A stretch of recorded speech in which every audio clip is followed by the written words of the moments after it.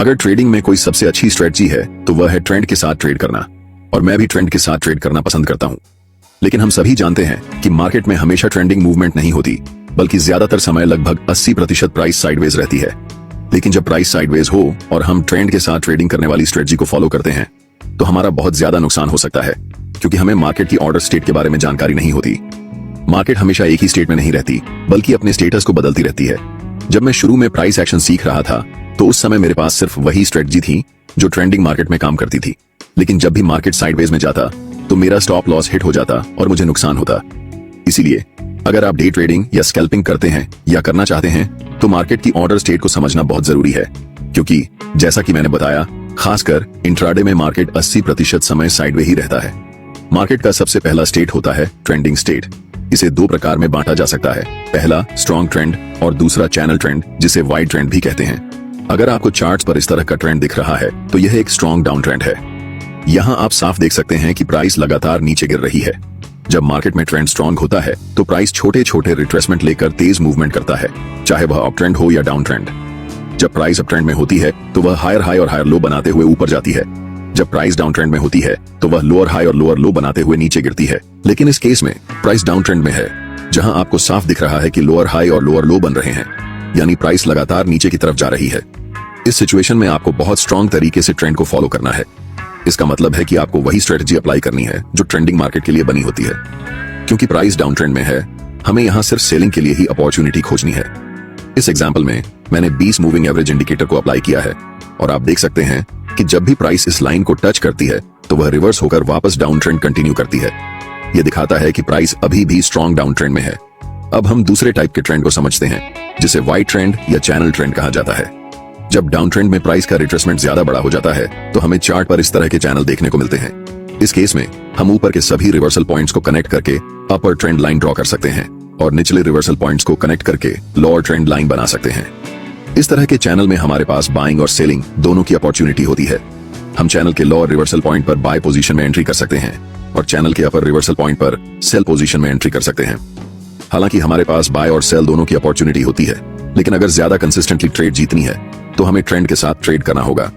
जैसे कि इस केस में अगर प्राइस डाउन ट्रेंड चैनल में है तो सेल पोजीशन की ट्रेड्स लेने से ज्यादा प्रॉफिट होने के चांस होंगे। हम यहाँ पर एक बाय पोजीशन ले सकते थे, फिर जब अपर ट्रेंड लाइन पर प्राइस हिट होती तो हमें एक बेयरिश कैंडल देखने को मिलती। ये इन्वर्टेड हैमर कैंडल थी, जिसे हम पिन बार कैंडल भी कहते हैं। यहाँ पर हम सेल ट्रेड ले सकते थे। इसके बाद जब प्राइस लोअर ट्रेंड लाइन पर आई तो हमें एक बुलिश इंगुल्फिंग कैंडल देखने को मिली, जहां से हम बाय पोजीशन ले सकते थे। फिर जब प्राइस दोबारा अपर ट्रेंड लाइन पर हिट हुई तो हमें एक बेयर इंगुल्फिंग कैंडल दिखी, जहां से हम सेल पोजीशन ले सकते थे। मार्केट की दूसरी स्टेज होती है रिवर्सल स्टेट। इस स्टेट में ट्रेड करना सबसे ज्यादा मुश्किल होता है, इसलिए इसे समझने के लिए वीडियो को बहुत ध्यान से देखना। अगर आप मार्केट में नॉर्मली रिवर्सल ट्रेड करने जाएंगे तो 80% टाइम आपका स्टॉप लॉस हिट हो जाएगा।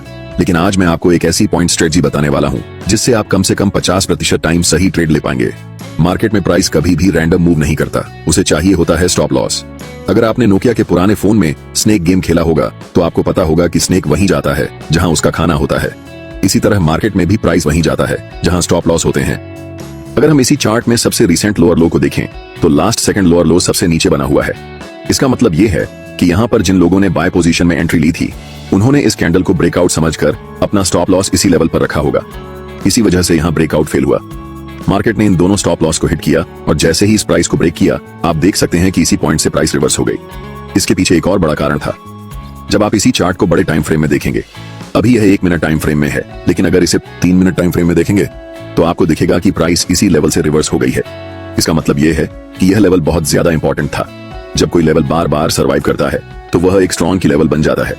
यही वजह थी कि जब अगली बार प्राइस इस लेवल पर आई तो यहीं से रिवर्स कर गई।